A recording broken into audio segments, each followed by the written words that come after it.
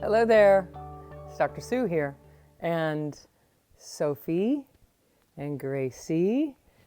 We welcome you to the masterclass. So we are doing a masterclass and short answer combination this evening because we wanted to speak to everyone. So Dr. Sue here, and coming to you live from the masterclass in our home, and this is a meeting of the minds, okay? So we figure when times get crazy, it's a lot easier to come from the collective than it is to try to come up with an answer by yourself, right? So this is part of the message that when we can join the vibration of love with any kind of solution that we're looking for, what ends up happening is we combine our thinking mind with the ever-present eternal wisdom of love. So love is a very ancient vibration, and anytime, any way, in any fashion that we can connect with it, it is of good modality. It is of good nature. So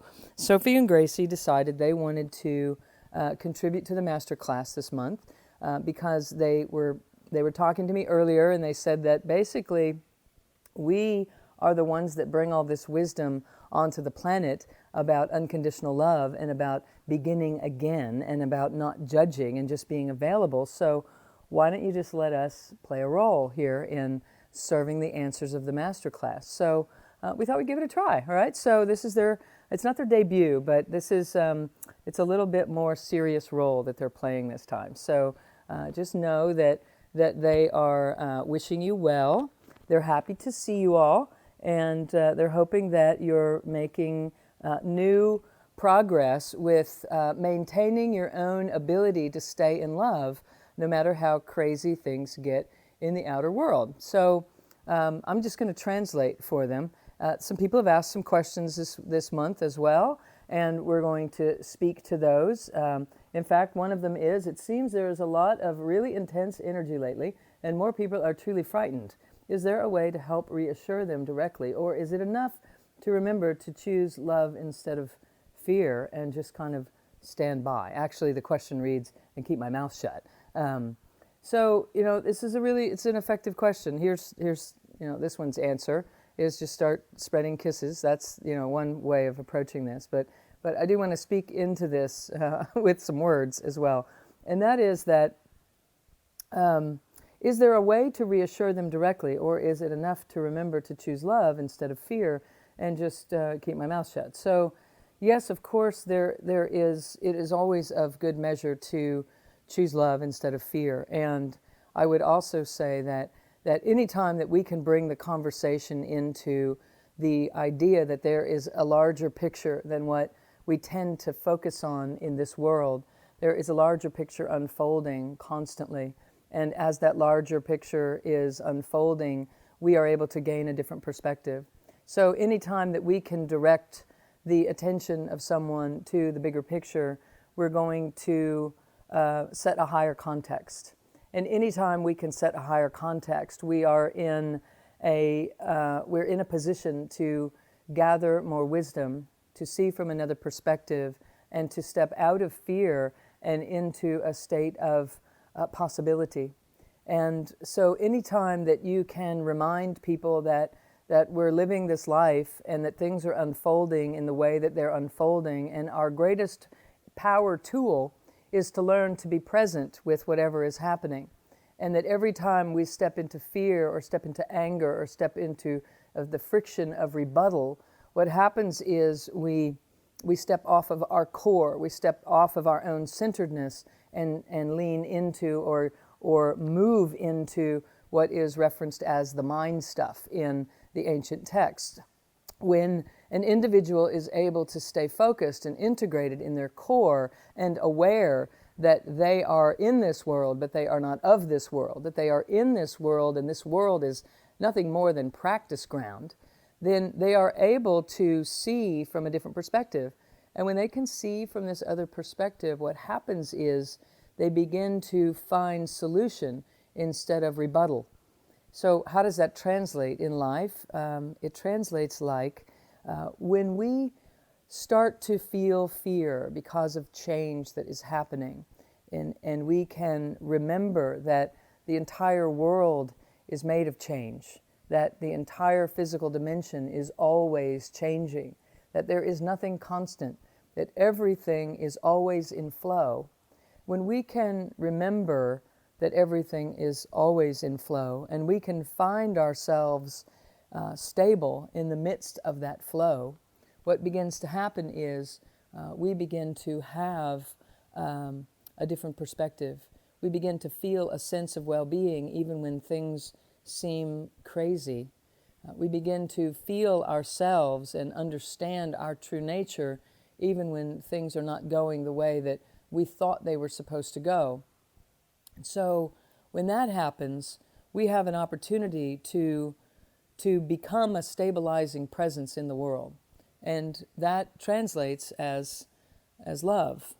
A stabilizing presence is love. If you think about the love that you have experienced in your life, maybe it was in a relationship, maybe it was the love of your mother, maybe it was the love of a grandparent, maybe it was a loving, kind teacher or a neighbor that was just special, maybe an aunt or a great aunt. There are so many wonderful opportunities for that loving experience. And if you think about that relationship that you have had and how you would oftentimes go to them or think of them in the midst of a tumultuous time, if there was turmoil or question and you were stepping into the wobble, you were feeling the fear or the wobble in your own world, if you would just think of them, it would be your reference point. You would go there mentally, if not physically, to have conversation with them or to gain reprieve or to feel their loving presence in person. But even just the thought of them would allow you to somehow feel some sense of strength, even though you were still dealing with what it was you were dealing with. So that vibrational frequency is very real.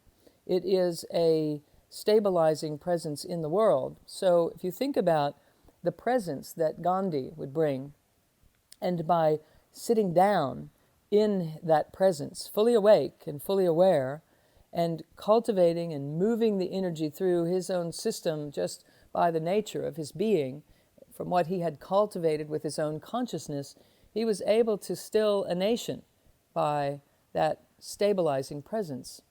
And we have that capacity. We have that capacity and greater.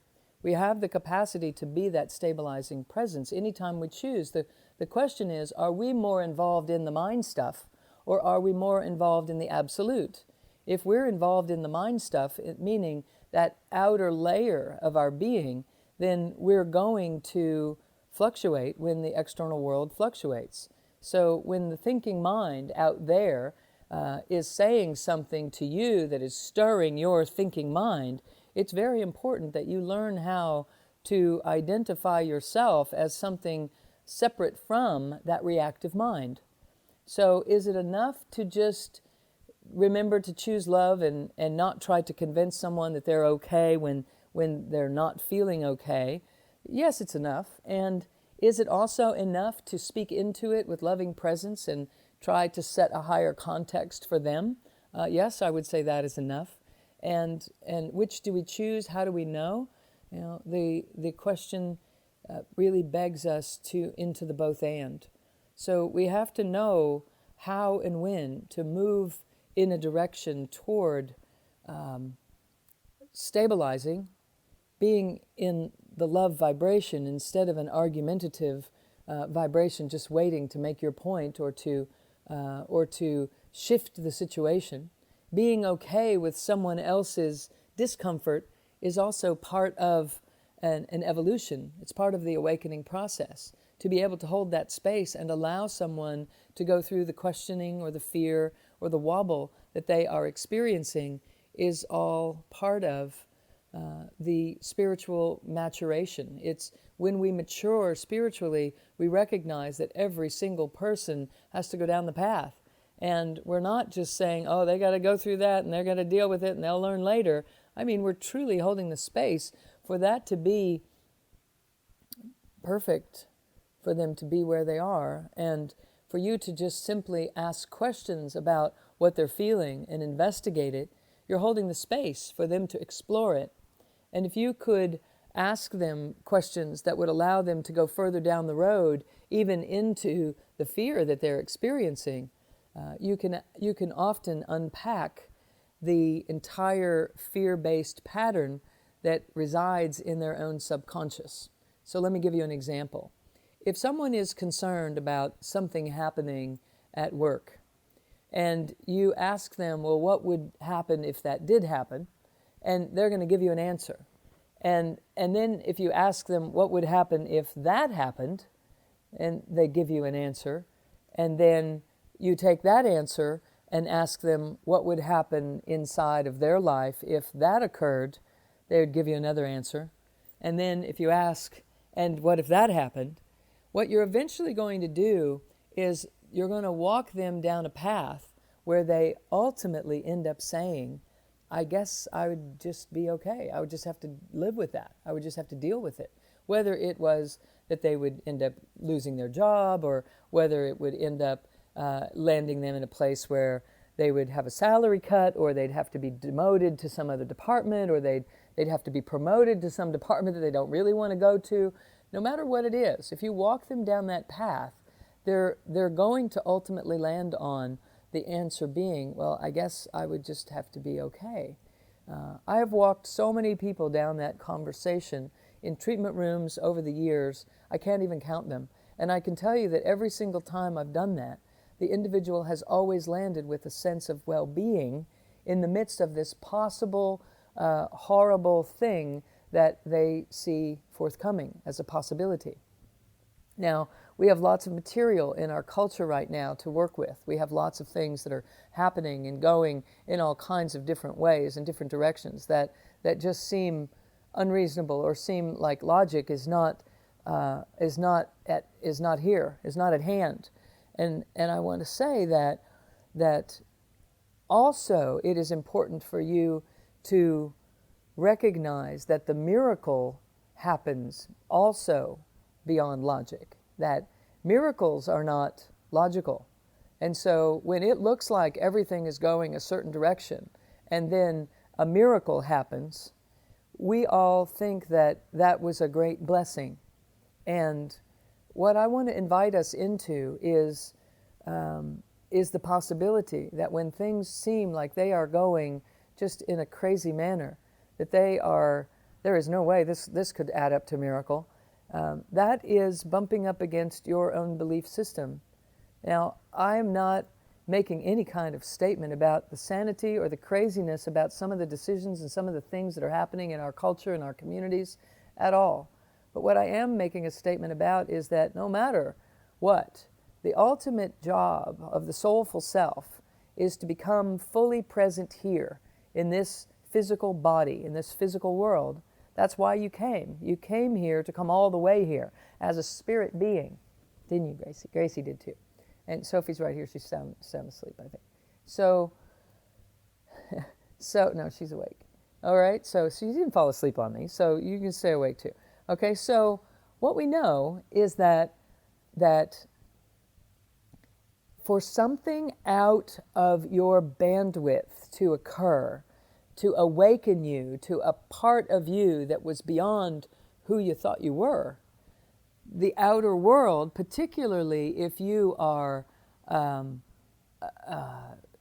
oriented toward responding to the outer world, if the outer world has given you something that you're going to have to reach inside of yourself and find some way of being okay that you didn't even know you had, then the outer world's action is serving you. It's serving your spiritual unfoldment. It's serving your integration. It's serving your awakening process. And that is why you came.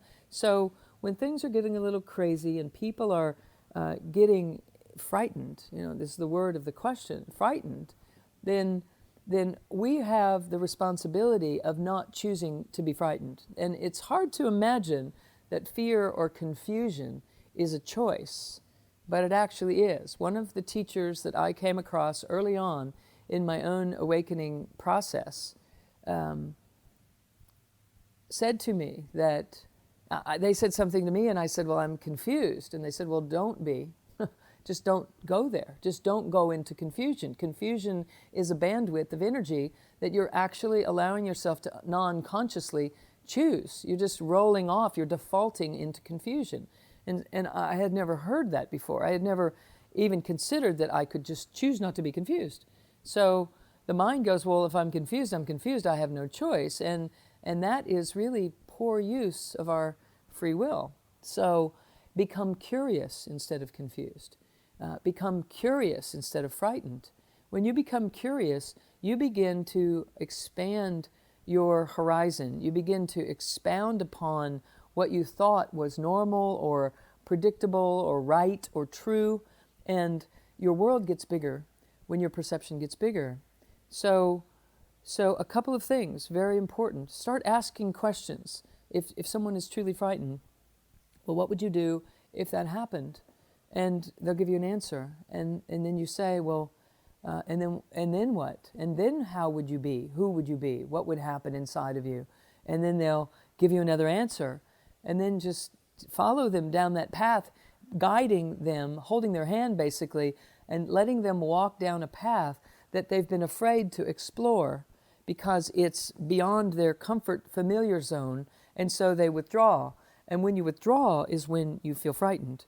It's only the resistance of the inevitable that causes fear. If we're constantly focusing on embracing what is, and constantly focusing on looking at how can I speak into this situation? How can I take action with this situation? And if I completely disagree with the situation, how can I peacefully and in an integrated fashion make my point, stand my ground? How can I lean in to this idea that I have a voice and that I have rights, or that I have, some idea of how love looks? Okay, how can I lead into that and not step out of my own core integration?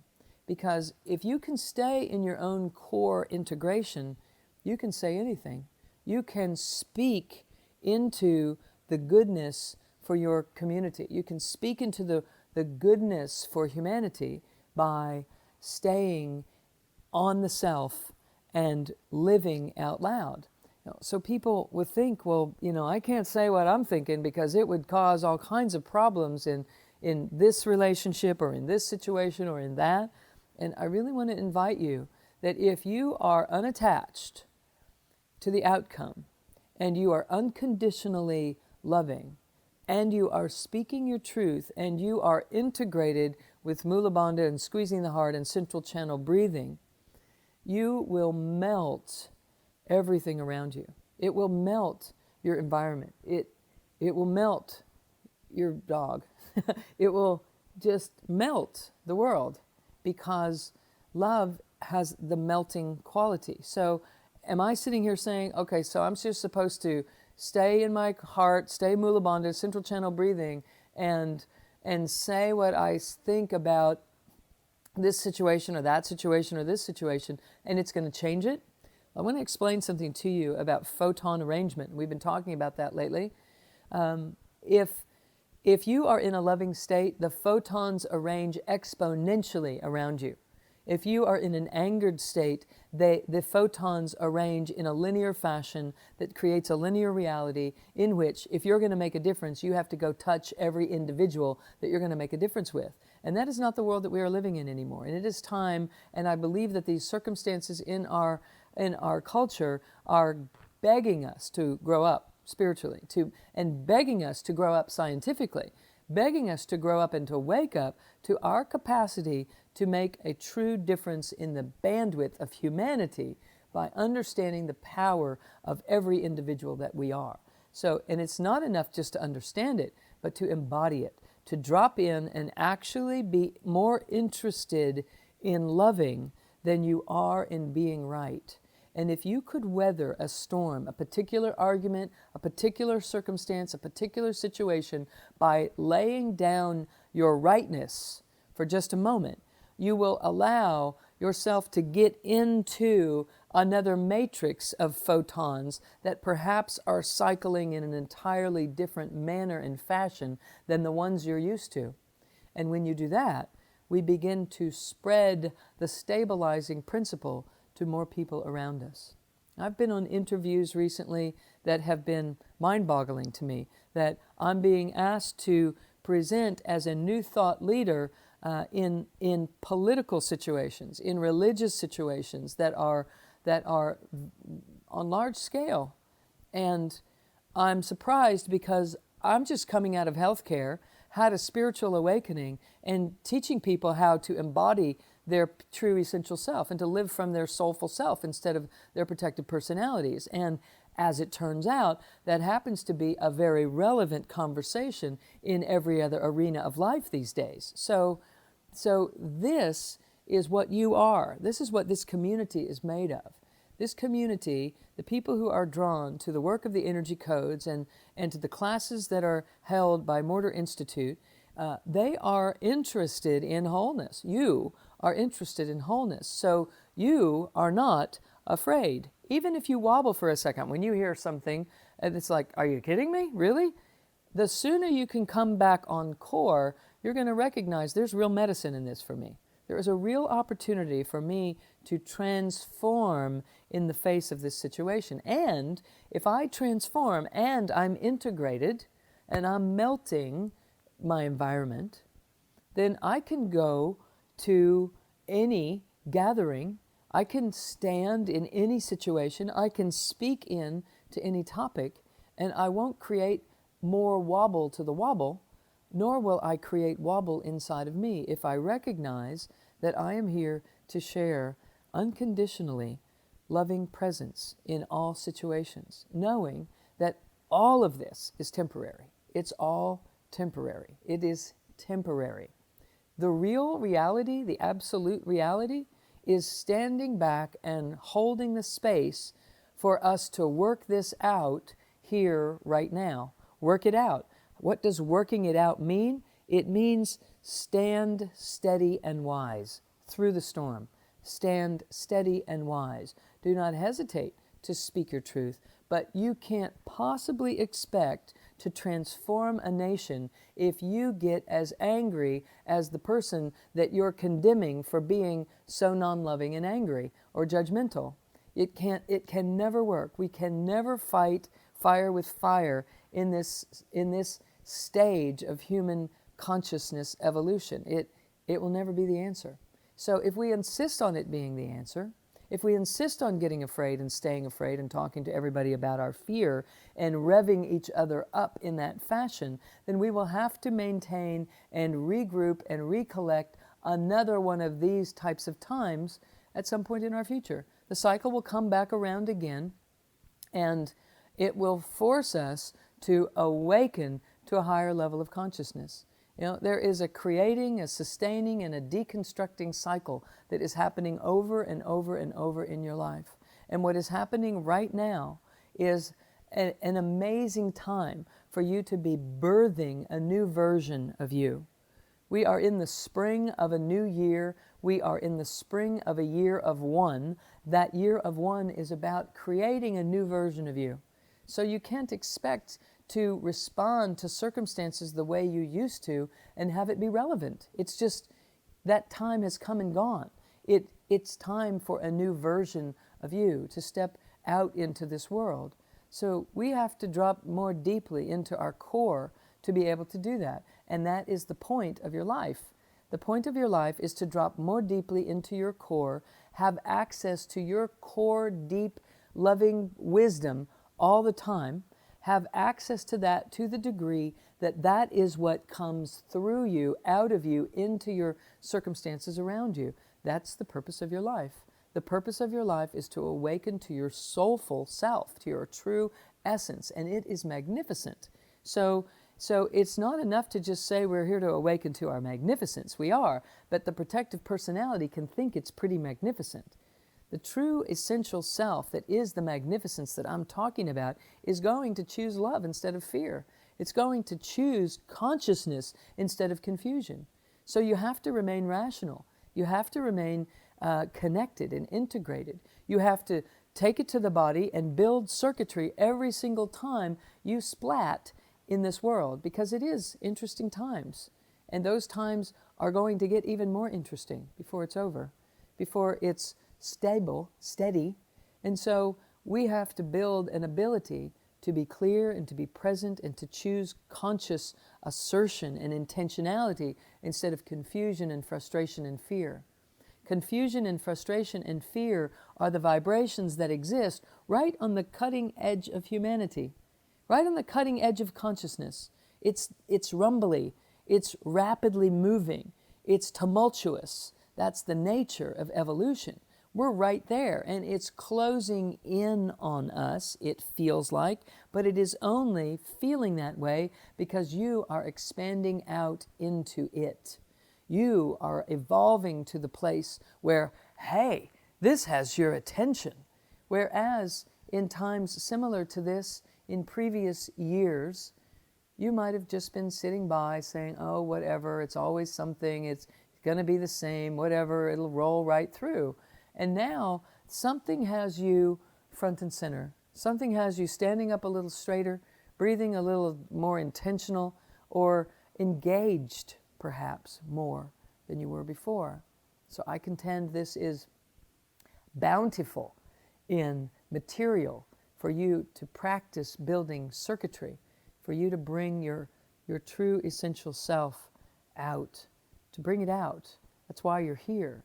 So can you, will you choose to be a loving, stabilizing, rational presence and stay in your body instead of jumping up into your head and reacting to the circumstances? When we become reactive, we are no longer embodied. When we become reactive, we are no longer integrated. When we become reactive, we are on the back side of the model. To move to the front side of the model, we have to be generative. We have to be creator. We have to be offering up something that no one else can see. When we're offering up something in any given situation that no one else can see, you may or may not even believe in what you're saying, but the fact that you're standing in it, your cells will begin to align with it. And your mind may be the last to know that it is actually how you truly feel. How you truly feel and your beliefs may not be on the same page. I assure you, they probably aren't. If we're working from the back side of the model, trying to evolve to the front side of the model, we're going to have to listen to how we feel, not listen to what we think. Because it's our job to find a both and in every situation as a unifying force. It is our job to find some benefit that is occurring from every single circumstance that comes across your radar every day, all the time. It's always happening. So as we are leaning into the circumstances of our lives these days and the opportunity for fear or just this whole disconcerted feeling like we want to fight back, or we want to do this, or run, or move, or do whatever. In those moments, we have to stop and find 8, 9, 10 and come down through the central channel and breathe, because right then, that's the magic moment where the miraculous can occur. And the miraculous is when something happens outside of the field of logic. When something happens outside, beyond the field of logic, you think it's a miracle. And I know that it is the truth. It's the absolute truth. It's the real truth. It's the whole truth. That's actually what's getting to land, and it's happening because enough of us are willing to tap into that vibration and give it a place to live. And the way that it has a place to live is when the external world is in a wobble and you are bringing a stabilizing presence to it. When that happens, it's illogical that you're being stable in the face of a wobble. And it is in that connection, that combination of energies, that the miracle can happen. That the rest of the high frequency energy can pour through you and into the space around you. You know, I'm always going to conferences or speaking engagements or what have you, and people come up to me and say, there's something about you, there's something going on with you, and I want to know more about it. I have the opportunity of working with Focus Care right now, and there are people in the Focus Care that have heard me speak at other events and have come in for individual treatment, and that is almost 100% of the time they will say, the moment you started speaking, I knew that I needed to work with you. I didn't even hear the words that you were saying, but the vibration of what was going on, I just knew. Or you walked past me and you touched my shoulder and I started crying. Or you started speaking and I started crying. And the reason for that is I'm speaking from the absolute, and I'm willing to do so in a state of love, no matter what. So in those moments, the love in every individual gets to come up and out. It gets to surface, and they get to experience that portion of themselves. And so transformation happens, healing happens. But my point is this: it isn't because my environment, even though the places that I go are of like mind for the most part, I'm way down the path of speaking from the absolute. And so the majority of time, the popular conversation isn't necessarily the one I'm having, although it's becoming more popular. And the point is this: I'm having the conversation anyway. And I'm going to have it with love and compassion, because I know that I'm tapped into something that we are here to tap into. And I know, and you need to know, that the people around you are possibly not as tapped into it as you are, through the work that we're doing and the circuitry that we're building and the way that we are able to be present because of the studies and the practices that we're utilizing, lands us in a higher bird's eye view than many people are sitting in. And so it is through this work that we have to employ more love, more compassion, less judgment. We have to be so aware of the tendency to have a rejection of something that doesn't think like we think, that doesn't feel like you feel or see it the way you see it. You have to become so aware of that and hold the space for that genuinely, lovingly, unconditionally, because that's where the rubber meets the road. That's when you're actually allowing the work that you're doing through the energy codes to land, to actually come to life. It's in those moments, just as much as it's in the miraculous moment. Actually, that is the invitation for the miracle. So it's in those moments just as much as it's in a loving moment, when someone gets you and says and thanks you for everything that you have brought into their life, etc. It's in the moments of the friction that you actually get to experience your own growth right in real time. So confusion is a choice. Fear is a choice. And who knew that it was a choice? It was choosing by default. And I'll share this with you. The choice of fear and the choice of confusion is usually, vast majority of the time, a byproduct of abdicating your power, of not being willing to accept and receive the power of love that is attempting to pour through your system, just flat out rejecting it. If we are rejecting it, we abdicate our power, we give it away, we push it away. And we're afraid to be the leader of love. We're afraid. We get confused. We lose consciousness. We get boggled up. And that is a circuitry issue which is mastered by a choice. So when you're fearful or you're confused or you're hurt, it's actually a reflection back to you that you're not accepting the majesty of the gift of love and power that is trying to pour into your system all the time. It's trying to pour in all the time. So the degree of judgment or anger or frustration or fear that you're feeling is directly proportional to the lack of acceptance of your own magnificence. Because when you're in full acceptance of that, you become compassionate. You don't get angry. You become present. You don't fight back. You take a stand. You make your statements, but you make them in love.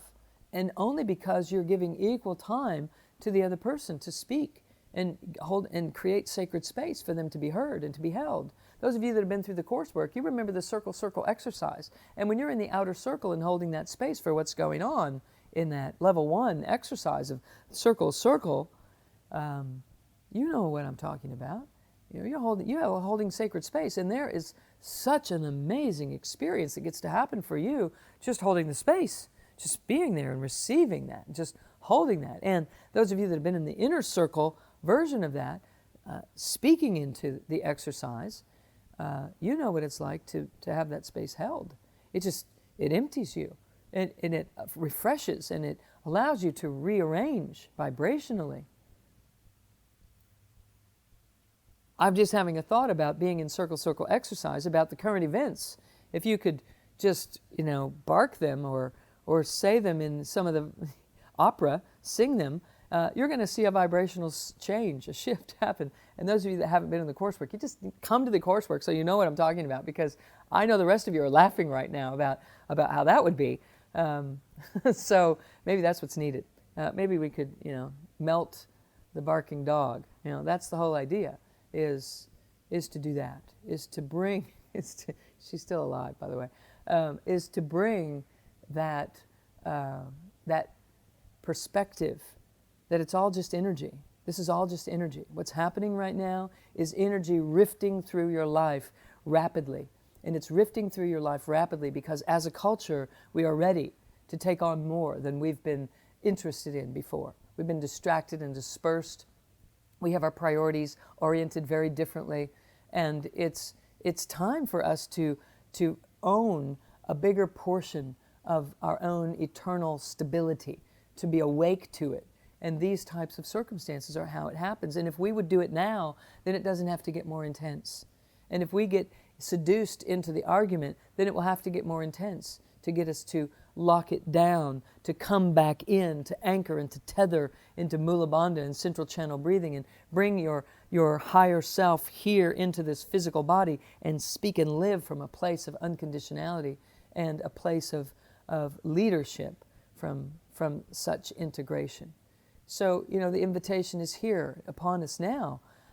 Let's do it now so that the circumstances don't have to get bigger to get our attention, right? That's it. That's what it's about. That's what the physical dimension is all about. So I speak to you from a place of someone who has access multidimensionally.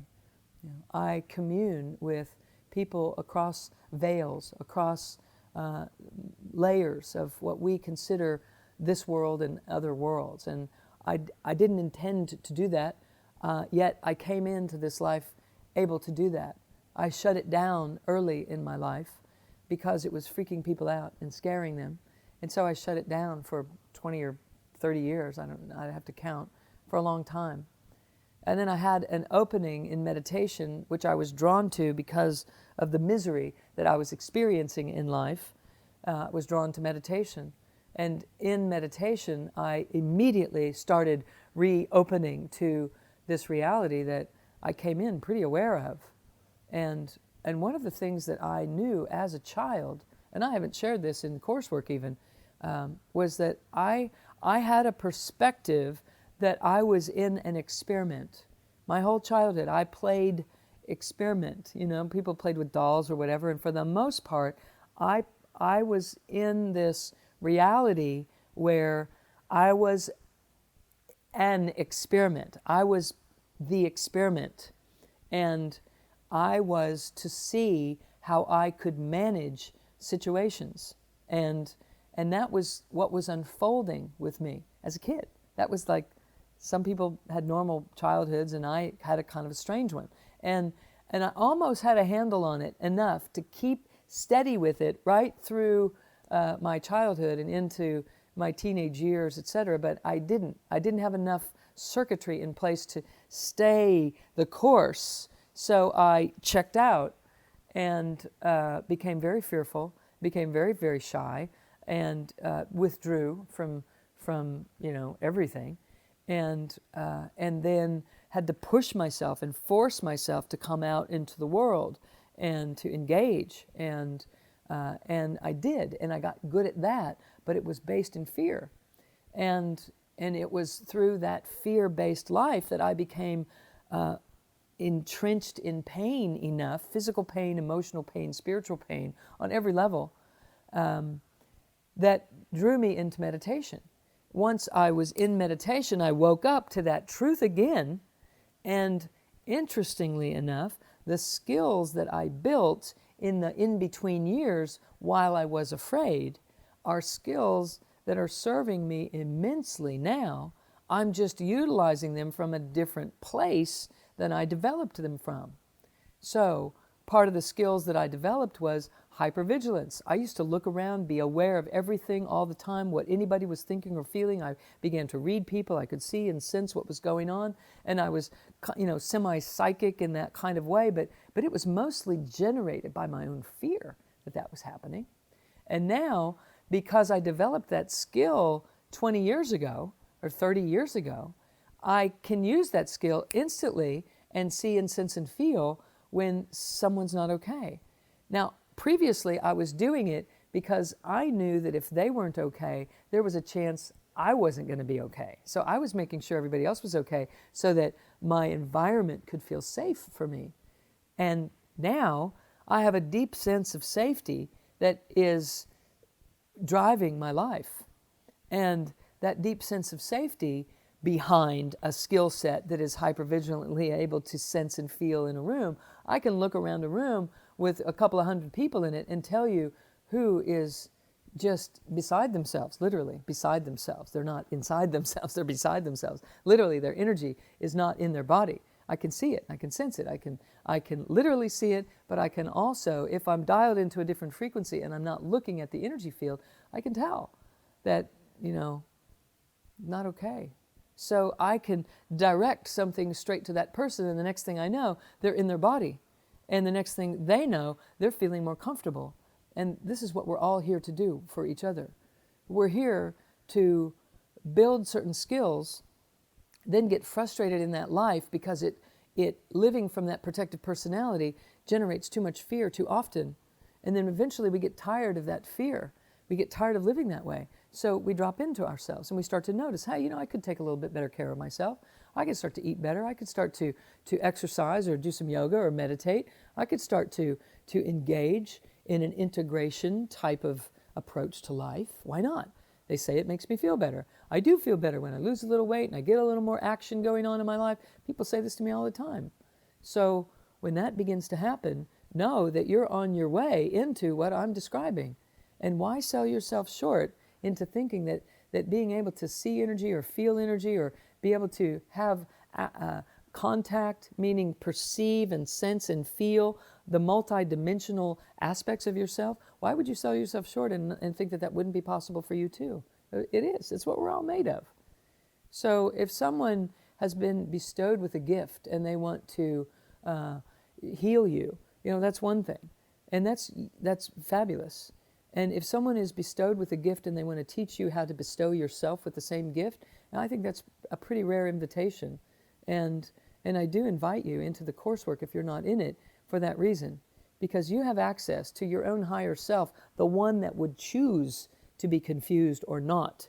And the more you intimately delve into this work, the more you will gain access to that part of you. And this year more so than ever, those of you that are already in the coursework, I want to invite you again to engage quickly into the coursework, into level 2, into level 3, into level 4 this year, into the advanced coursework, whatever it is, because it's a new day. It's a new life that we're living here in the Western worlds. And it is time for us to really get how to put these pieces together. And it is becoming so very clear to me how to relay that to people. I have just been in a few amazing settings with people around this globe in a fashion that is second to none. We have the opportunity to be in Egypt. We have the opportunity to be in the Holy Lands. We have the opportunity to be in rich, deep coursework along the way, and in the coursework in the United States. I'm so blessed to be in these settings where people are remembering the truth of who they are, and they're accessing it rapidly, and they're building the circuits for that to not just be a meditation or an isolated experience in their lives, but to translate that out into a walking, talking version of themselves. And that's the purpose of our lives. That's what we're here to do. And so with the master class, what we do sometimes is ask a lot of different questions and answer those questions together in one flowing conversation. Sometimes we get to sit and have intimate conversation like this, and we know that in this moment, people that don't normally get to see the master class are able to engage in this conversation today, because I felt like it's an important time for us to be available for one another. It's an important time for us to recognize that there is deep work available, deep, intimate, rich, good work available that is the real deal. And we do have access to that through the energy codes. And I feel extraordinarily blessed to be a steward of this information as it is coming through. Sorry if her little paw is wonking on your audio there. So she just wanted to make sure you were listening there in that particular moment. So Gracie is the bringer of great wisdom. She and Sophie, her sister, they are filled with loving presence, and they bring that unconditionality to the coursework. They bring it to the people who come in for our intimate small groups, etc. They are little healing creatures, and we are very, very blessed to have them in our energy codes, our energy man community. It is astounding to me how the animal kingdom holds this amazing space, and there is so much to be learned from them. And all you actually really have to do is ask them a question or two, and begin to focus on positioning yourself in such a fashion, orienting yourself on the inside in a fashion that you can hear what they're saying to you. Because when you learn to do that, you can orient yourself in a fashion that also gets you through other veils, other seemingly communication barriers. They're illusions. They are illusions because we're used to utilizing our senses in a particular way. So when we choose confusion or we choose fear, we're opting to stay small. We're opting to stay in the place that we're familiar with. Now, I'm speaking to you, and the question came from the perspective of, what do I do when I come in across someone else who's afraid, that's maybe not in this conversation, that it doesn't have the support materials that are available through this work, the techniques and the CDs and the DVDs that you can listen to and just stay plugged into this vibration. Maybe they don't have that. So maybe you give them that. Maybe you pass on to them the Passionate Purpose CD, or maybe the 108 Ways, and maybe they'll ask you some questions, and maybe you can start a conversation that will ultimately allow them a new perspective. Right? There's so many things available like that, but those two are great ways to introduce the idea that, wow, there's another perspective that we could be looking at here. There's another way of looking at this that might be that might help this idea of fear, because fear happens when we're unaware of something, when we think there's something just over there that I don't know about, that I could end up not being okay if I was in that. And if we had more circuits built inside of us, we would know that the thing on just the other side of that veil is more of me, and I'll be just fine when I step into that. And we welcome it. And the more we orient our mind toward getting to know that and working with that, the more easily and gracefully we process what comes our way, what changes occur that we weren't expecting, what new, aspects of life get bestowed upon our experience, those things come. They're going to always come because the nature of nature is movement. Everything is always changing.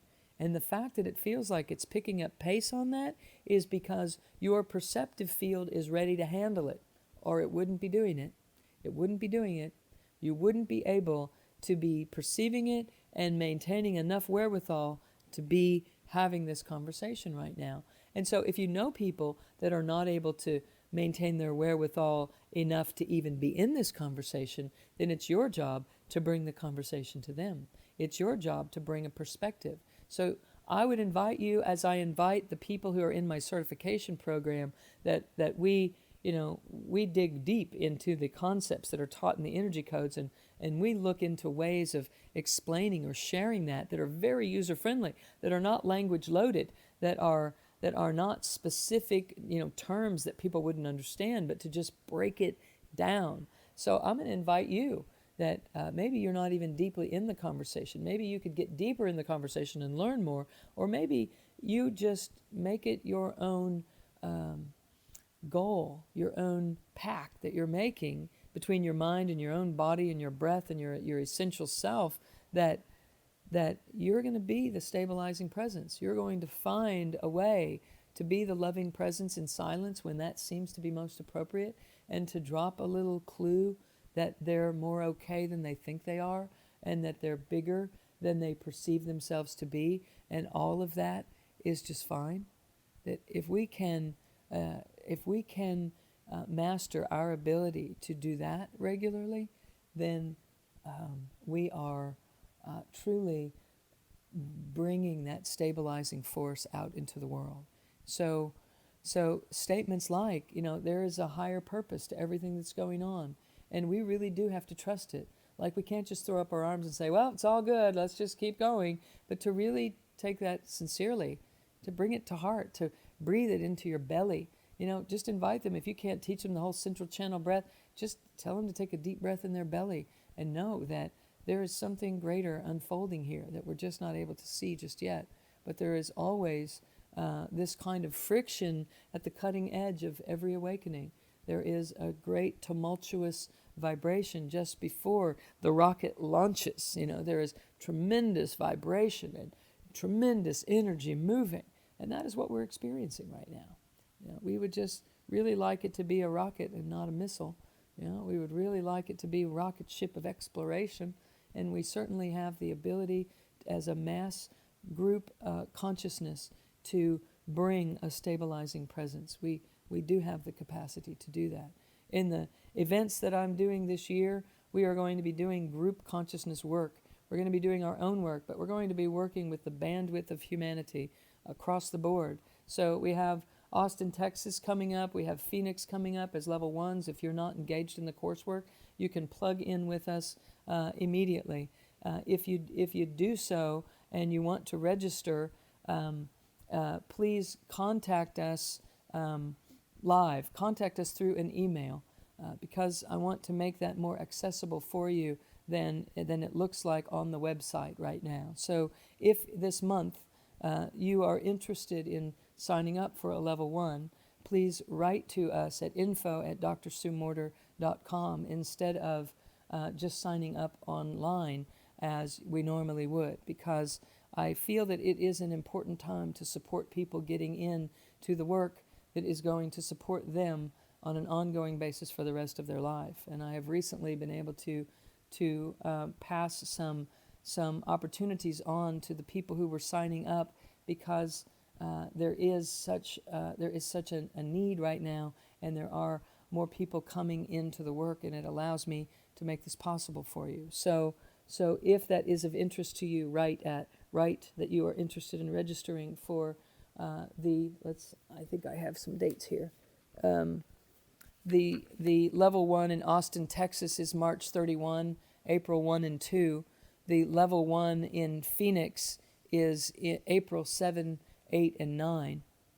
So those are coming right up, and you can jump in right away and start to plug into something that is an immediacy, that is an immediacy of importance. It is upon us. It is our time to really revel in what we came here for. And if you jump into those, you can still have time to jump into the level 2 in Cancun, which is just after that, at the end of April. So if something feels like it's time to ignite in you and you want to roll into that, the support is there for you right now. So you may feel that. Those of you that are in the coursework, you know what to do. It is just a matter of us recognizing that the moments in which to do it and the ways in which to do it, and the areas of our life that will bless. We love to be blessed. We love to sneeze, though, and we love to be blessed. You are such a blessing. Yes, Gracie. So know that there is an immense opportunity before us right now. There is an immense way for you to express what you came here to express. You've been working all your life to do the best that you can, and you've been building circuitry and you've been building skills, and it is time to implement those skills with a deeper version of you. That true essence, the soulful self, needs to come out through those circuits that you've already put in place. And when that begins to happen, you begin to feel the magic of your life unfolding. And as that occurs, you start to feel your magnificence and know it. And you start to operate in that space of knowingness instead of in a place of fear or wonder or wobble. So hopefully this has been helpful for you. There is a very significant issue, and that is we have to move out of our heads and we have to move into our wisdom. It isn't just your heart. This is not just a time for your heart. It is a time for your wisdom. And your solar plexus, your personal power, has to come online for your love, your heart, and your wisdom to connect. And for that to ever have enough momentum to rise up to your own consciousness, it has to happen with circuitry and intentionality. And learning how to move that energy is the focus of the work this year in particular, in new and different ways. So it is a wonderful opportunity before us that we have the capacity to access our deep wisdom, breathe it up through our own personal power, our willingness, our ability to stay present with that, even when there's such a wobble in our environment, and to let it filter through love and then come up and out through our own manifesting centers. It makes us able to access a higher truth. And as all of that happens, we step into our true life mastery, and we become that which we are scrapping for right now, right? We become that. So we're not looking, we're revealing. We're not seeking, we're finding, we're revealing, sharing with love and compassion. So it is my great pleasure to bring this information to you from Sophie and Gracie, and to be able to translate their words for you this evening has been a great honor. And they just wanted to have a little message of unconditionality, and people need to learn how to begin again, to just start over. That was something Gracie just said. I'm not kidding you.